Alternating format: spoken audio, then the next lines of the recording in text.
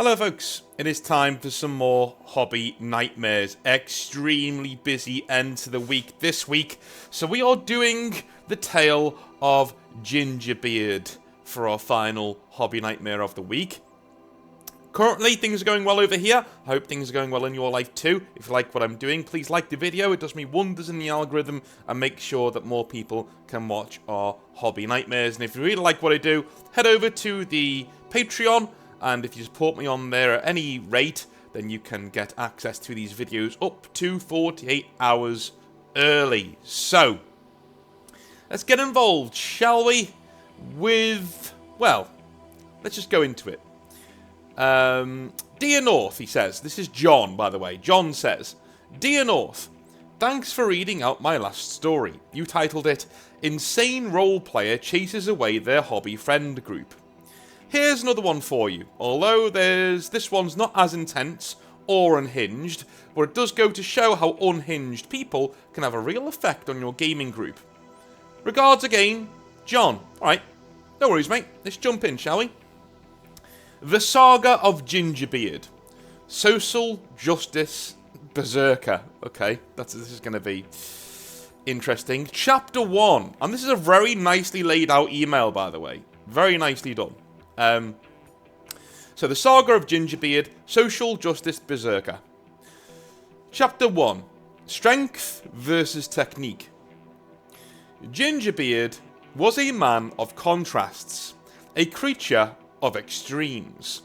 On one hand, he could be kind, pleasant, courteous, and a lot of fun to game with. On the other hand, he could be argumentative, confrontational, and fly into berserk rages at the slightest trigger. I first met Gingerbeard in about 2018 through a gaming group that was organised by a former friend. We'll call this friend Conbeard. Yes, the same Conbeard from the Insane Role Player Chases Away Their Hobby Friend Group video you posted. For those of us not familiar with him, Conbeard was a guy with dark hair in his 30s and with a beard.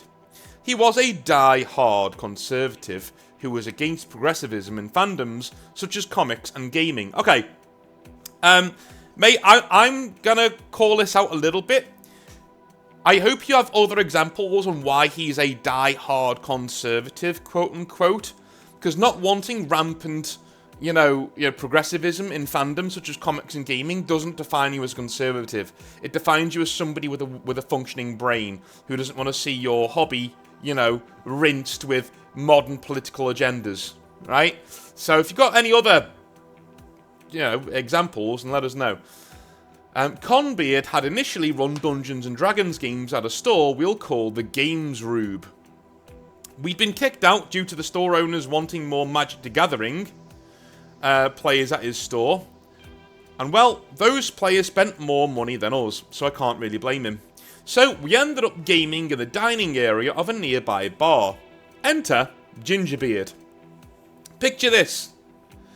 Bob Ross, the painter, with equally red hair, beard, and personal grooming that would rival any neckbeard from 4chan. Now, put that ungroomed image into the body of a 20-plus-year-old with the build of the Michelin Man, and you have an image of Gingerbeard. My first run-in with Gingerbeard involves an argument over martial prowess. Gingerbeard insisted that strength would win over on technique. Every time. I disagreed.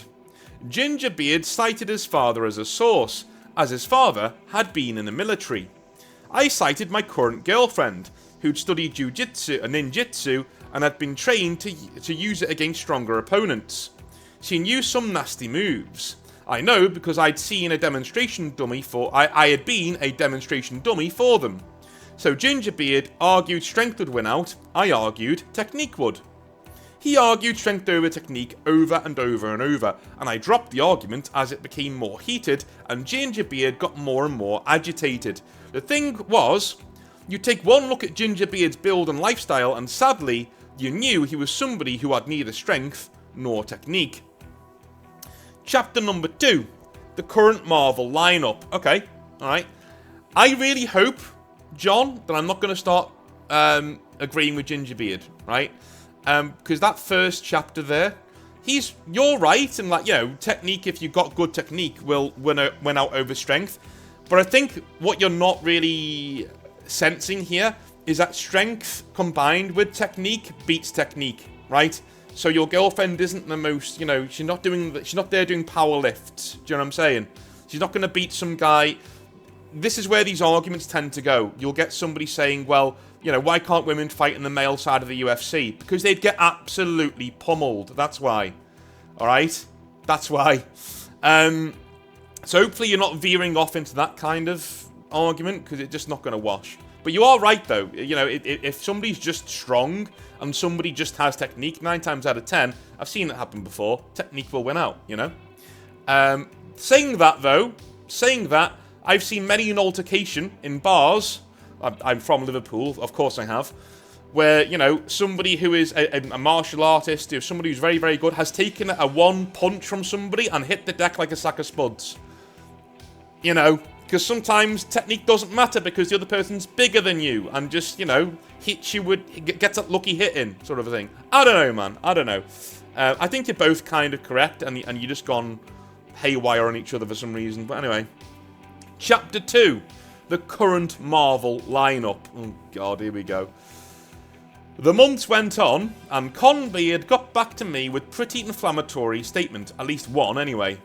Gingerbeard proclaimed he was, and I quote, willing to fight anybody who didn't agree with the current Marvel Comics lineup. I was like, what the hell? Conbeard inferred Gingerbeard's statement was in relation to the then current diverse lineup of characters within comics. It was 2018, and a lot of females had taken the lead in Marvel titles. I was wondering, what was Gingerbeard's current Marvel lineup? The female Thor, Riri Williams, America Chavez. I actually read Jason Aaron's Thor run with the female Thor, and quite enjoyed it. Riri I thought was poorly written, and I struggled to get through the first issue of America Chavez. It was that cringy. And oh yeah, we also had the Hydra Captain America. What a misstep. The problem was, I didn't actually own any of these comics, but I did own other diverse series. So next gaming session, I decided to test the waters. I brought out Batwoman. That was an awesome comic about a lesbian superhero. Nothing. That didn't register with Gingerbeard either. Perhaps the Authority, with the gay Batman and Superman analogues. Nope, nada. Turns out, the last comic Gingerbread read was The Hulk, and that was several years ago. Gingerbread didn't even actually know what the current Marvel lineup was. Okay, how do I put this to you? How do I put this to you? Don't take this the wrong way. First of all, I am getting a very unlikable aura from this email. I'm not sure you and I would get on, if I'm being honest. Not really that sure at all. This is the kind of thing that really irks me, right? If somebody else, all Gingerbeard's done here is say something stupid, but what he's done is kind of putting a hand up saying, listen, I'm not up for... This kind of thing will trigger me, and you've gone out of your way to try and get under his skin, right? And when it hasn't registered, you've still chalked that up to a loss and gone, ha! He doesn't even know what the Marvel lineup is, guys, ha! Dude, if you're getting some sort of one-upmanship on another guy, another grown man, not knowing what the current Marvel lineup is, you're a bit of a loser. I've just, you know, Marvel sucks. And it's for children. I'm sorry. I know that dislikes on the video. I know it's on its way now. But it's true, man. It's true. Come on. It's true. I know I like 40k, but 40k has a lot of adult stuff in it. You know, it's actually really grimdark. And most of the people who play it are grown men. Marvel, though, dude, nearly every person I know who's really into Marvel are like 7 years old. You know? And good for them. So they should be. It's for them. You know, if you're going in there with your ultra-diverse comics and you're trying to get under Gingerbeard's skin, dude, you're as much of a chode as he is. Do you know what I mean? I apologise if I've like ruined your day, but like this comes across as really unlikable. But I am fascinated to read on, to see where this goes. All right, you've skipped a chapter here, by the way. You've not given me a chapter 3, and you've gone straight to chapter 4. But we'll go with that, shall we? Chapter 4. Just look it up. I remember one time, before we were about to start the gaming session, I walked in on Conbeard and Gingerbeard having an argument over Disney losing market value. It was late 2019 and COVID was just starting to hit and a lot of companies were losing profits. Gingerbeard said that Disney hadn't lost market value. Conbeard said that it did. And it didn't and it did. Back and forth, constantly changing his mind. I finally got sick of the arguing and jokingly said, "Look, you nerds, I think Kirk can beat Picard. Why don't you just look it up?" Dude, why are you always the most enlightened person in each of your chapters?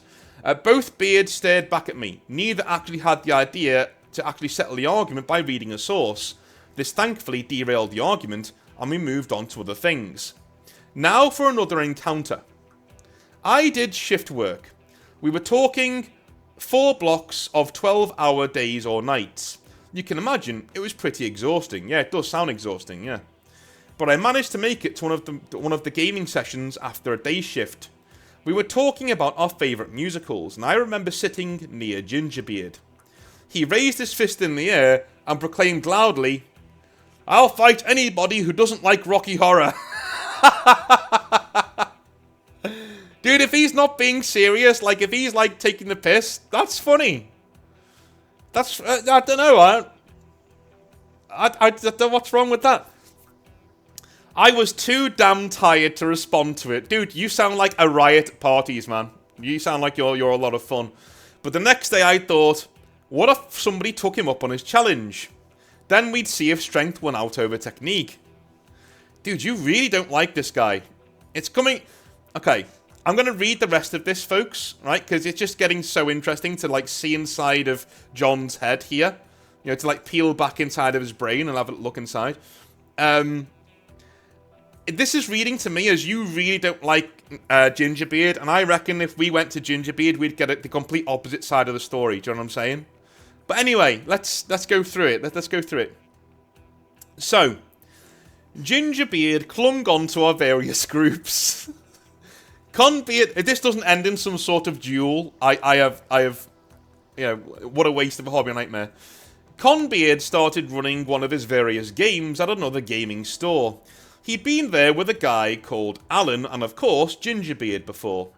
Alan was studying to be a teacher and had a pretty calm and relaxed demeanour. Then, Gingerbeard got into an argument with Conbeard over climate change.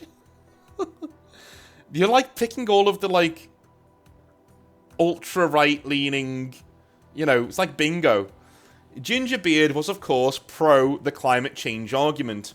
Conbeard was con. They argued, and the argument escalated, and it spiraled out of control. Gingerbeard stood up and announced, "I'm going to throw this table over." This brought the attention of the store owner, who asked Gingerbeard to calm down, otherwise he would be asked to leave. Alan handled the situation perfectly. He asked Gingerbeard to go for a walk outside. They left the store and came back in when Gingerbeard's barbarian rage had been spent, and Gingerbeard was a little calmer. But channeling the rage is the next chapter. Weeks or months later, I was really getting into gaming again, so I decided I wanted to try my hand at running a game. With Conbeard's permission, I wrote a one-shot. It was set in D&D's Undermountain setting, and had the player characters rescuing a haggard elf maiden and returning her to her mysterious patron. This is why I can't take D&D seriously, man. I'm too much of a grim dark person. I love grim dark. I love Joe Abercrombie, novels. This kind of thing just makes me roll my eyes. Return this haggard elf maiden to her mysterious patron. No. No. Where's me money? Where's my booty? Both kinds. Anyway. Before the game started, I had advised the group that I would be speaking with Gingerbeard and trying to curb his raging, antisocial behaviour. Dude, that's the wrong thing to do. Alright? Just have the conversation. Don't tell the rest of the party that you're having the conversation. Do you know what you're doing? You're signaling to them saying, don't worry, guys. Don't worry. I'm going to sort this out. The big bad Gingerbeard, don't worry, guys. I'm going to do this because I'm cool. My name's John. I'm cool. I'm going to go in there and sort it out. You're signaling. You're virtue signaling, dude. You're in there going, look at me. I'm going to go take down the big bad guy before we even start. You're setting Gingerbeard up to fail with this group before it's even started. What a man does is he goes to Gingerbeard quietly, has a little word with him, sorts out his issues, and then comes back to the group and doesn't say anything else to them, right? It's none of their business. You're trying to embarrass Gingerbeard and get people on your side like a little coward before it even starts. Alright, this is some passive-aggressive... I don't like using the word beta, I don't, but this is that kind of shit. Alright? You say to people, don't worry guys, I'm going to sort out Gingerbeard, watch me. And they're on your side cheering you on. You go and talk to Gingerbeard. I bet this ends horribly for Gingerbeard. Let's see, shall we, if the whole table turns against him and is on John's side. I bet it is. Ugh. Next, I tried the diplomatic approach with Gingerbeard and advised him that I was quite tired after a long shift at work and that there was a fair bit of game material to get through. That if there were any issues or arguments, I needed his help looking them up to keep the game going. And to my surprise, Gingerbeard was fine. He was even helpful and got into the spirit of the game. During the adventure, the adventurers had encountered a strange, skinless, aquatic strain of humanoids. The NPC patron was also strangely willing to interact with the players from a barred doorway and behind a cloth screen. This patron had the player characters exploring and bringing back live specimens of the humanoids and rewarding them rather handsomely. When the player characters next encountered these skinned horrors, they found they were willing denizens of an Aboleth settlement. The horror! So the adventurers completed the mission, but they didn't realise that the elf maiden was a thrall and that they had been manipulated by a very clever mind flayer we had had a lot of fun. One of the other complaints about Gingerbeard was him spamming the same types of characters over and over in games. He'd pick a wizard, such as a necromancer, and animated undead to use as a screening force.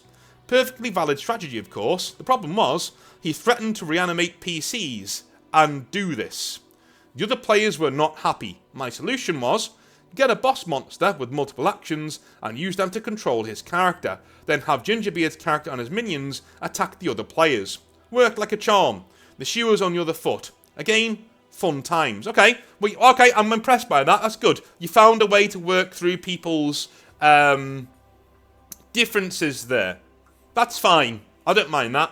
I still think it's a bit bad that you went to your people first. You know what I mean? Oh, don't worry, I'm going to sort this out. Sort of, dude, just do it. You know, that's weak ass shit. Don't do that. Alright, let me take a sip here. Alright. For our next part, for a change, Conbeard decided to run some card games and index card role-playing games. Xenozone was one of them.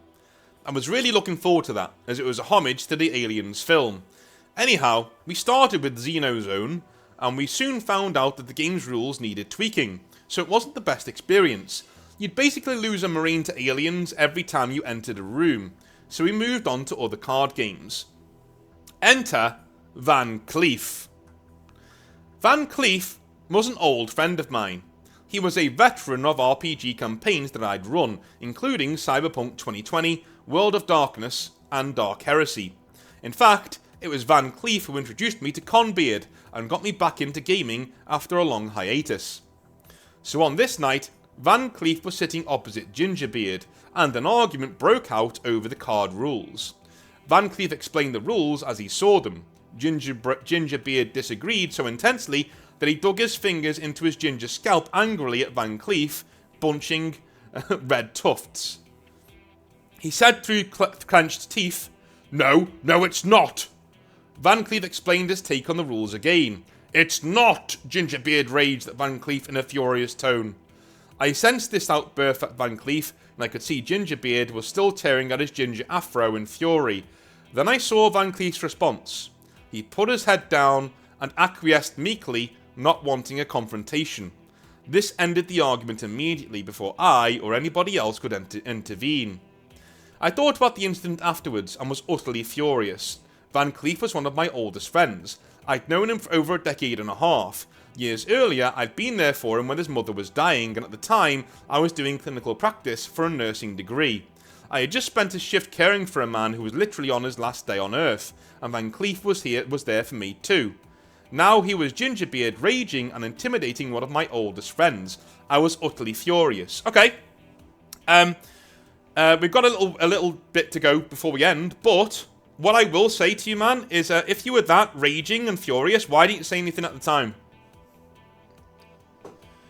It's alright for you to say to me, oh, well, the argument was over. So? You mean you can't say, hey, dude, pack that shit in? Stop doing that. That's my friend. He's right, by the way. So I'm reopening that can of worms, but he's fine. Stop having a go at people, right?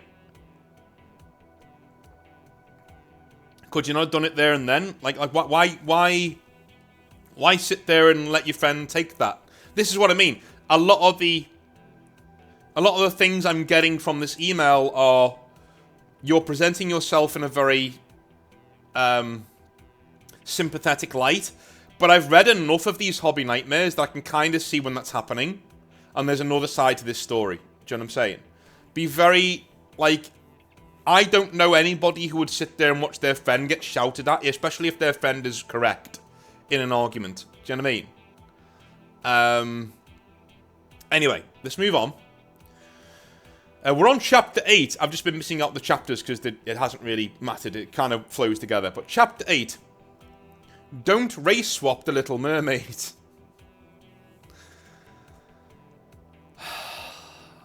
Okay. I really wanted to have a conversation with Gingerbeard about his behaviour, but the thing was, Gingerbeard was hard to pin down. He was difficult to nail down during an argument. He was pleasant and easygoing to get along with the majority of the time, but would have these utterly terrifying outbursts. I yearned for the opportunity to catch him in the act. Now, the straw that broke the camel's back. Months later, Conbeard was running a player short for the regular D&D Waterdeep game we all played in. He was desperate. Conbeard did what none of the other players wanted. He invited Gingerbeard. I told Conbeard this was not a good idea. Conbeard assured me it was cleared with the other players. This included Van Cleef, whom Gingerbeard had previously intimidated over card game rules. Unfortunately, I had to miss the gaming session due to shift work. And boy did I miss an absolute sewer storm. Gingerbeard got into an argument with Van Cleef over race swapping the Little Mermaid. Yes, race swapping the Little Mermaid at a D&D game.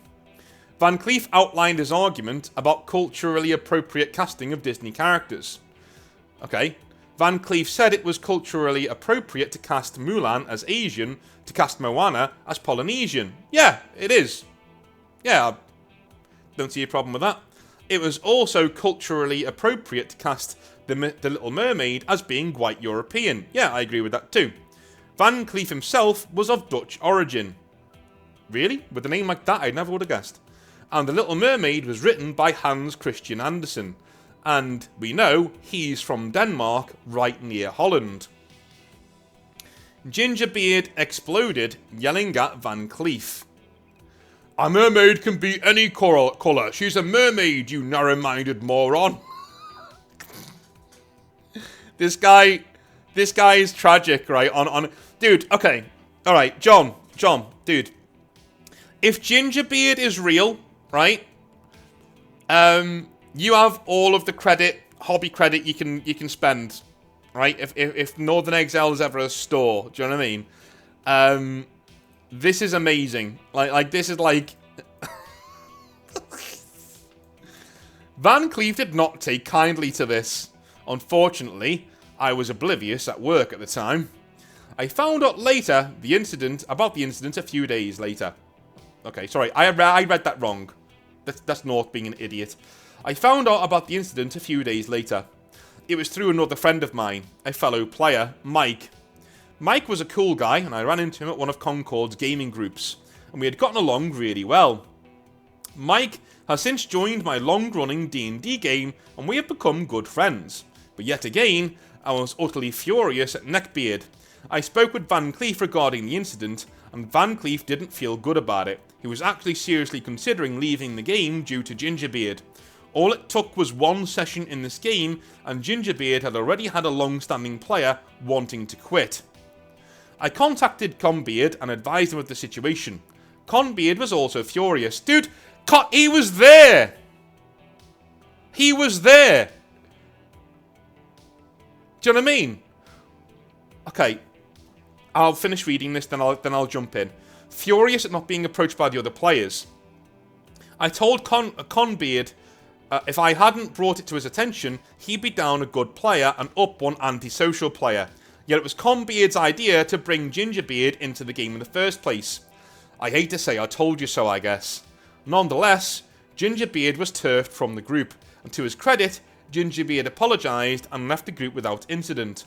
Mike and Van Cleef have refused to play with him ever since, and I refuse to allow Gingerbeard into any games that I run, and Mike has been warned off of other groups he plays with in recruiting Gingerbeard.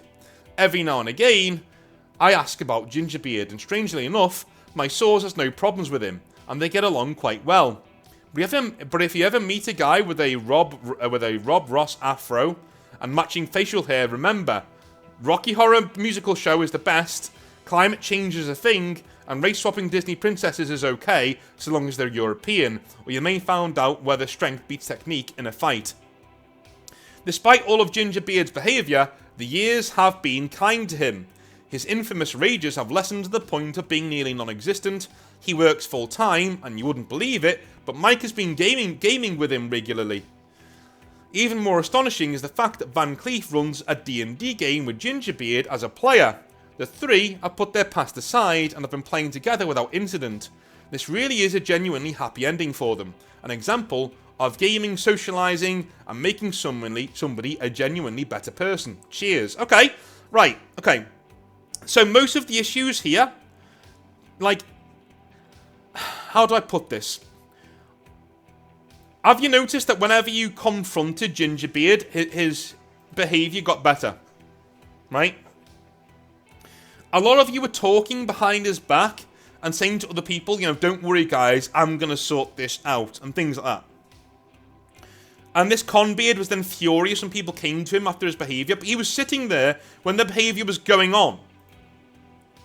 So what gives? You know, if you confront somebody like this and call them out, you give them a chance to change their behaviour. And you know what? Gingerbeard took that chance. He took that chance and said, yeah, man, I don't want to lose all my friends. And he became a better person. Because there was a better person under there all along. I read that.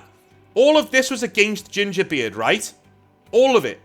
And I still saw the good person underneath here from you writing about him. And you don't like the guy. Okay? Yes. Is he a rampant lefty? Yes. But this is somebody to me who has just supplanted parts of their personality, right, with far left rhetoric. It's the same. If you're a far left or far right person, you don't have a fucking personality, right? You start to make political statements and political leanings part of your personality because you don't have one, right? But if you treat people like animals, they become animals.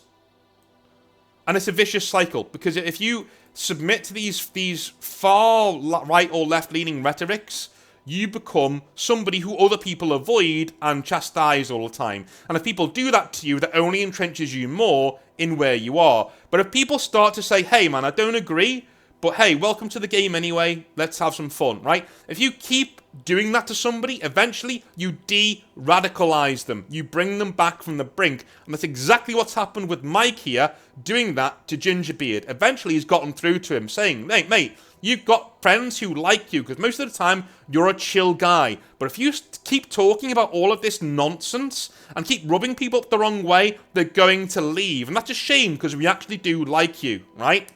What you and Conbeard didn't do, John, is you didn't take him to task. You didn't give him the chance to improve. You kept talking behind his back and bitching about him, trying to be the good guy, trying to get social credit off the back of this guy being a bit of a douche. That's not what you do. Okay? I think you became a lot more likable as this went on, but there were certain parts of this where I was like, dude, are you joking? Like, you can get off your high horse now. Do you know what I mean? Just don't try to use these people to score points. That's not what you should do. De-radicalization starts with understanding and saying, I don't agree with you, but we can still be friends. We can still be the same. We can still play games together. That's how you get people away from this sort of nonsense. And if they don't want to come with you after a while, if they're always being assholes and they won't leave that radicalization behind, then leave them. Walk away. Right? But what Mike did here is he stuck by somebody because he saw the light in him. Dude, I saw the light in Gingerbeard in these stories, and you don't like him, and you've been writing about him. I still saw that this guy is obviously quite funny to be around most of the time. Mike saw that and brought it out of him. De-radicalized him, and now he's a good gamer. Dude, spot on. Mike's hobby hero of this story. Anyway, I love you all long time. I will speak to you over the weekend for some streams, and then on Monday for some more Hobby Nightmares. We have another Games Workshop one on Monday, which is cool. We've not had one of them in a while. I've been wondering where all of the Games Workshop staff have been in our little chats, but you know, we've got a good one for Monday, so I'll see you then. Have a wonderful rest of your weekend. Be good, all right? See you soon. Bye now.